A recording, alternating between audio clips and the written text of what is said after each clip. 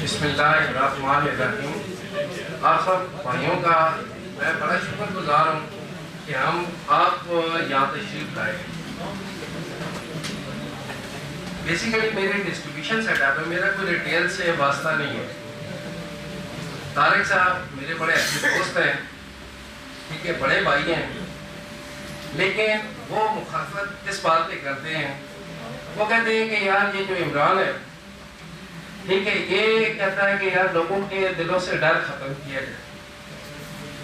देखिए आप सारे भाई हैं, अगर हम यहाँ पे तारिक साहब बैठे होते और हम कहते हैं कि चले यार ओपन आप बताएंगे कि यूनियन खत्म करनी चाहिए, तो मेरा नहीं ख्याल कि 20% लोग ये कहते हैं कि यार यूनियन खत्म हो।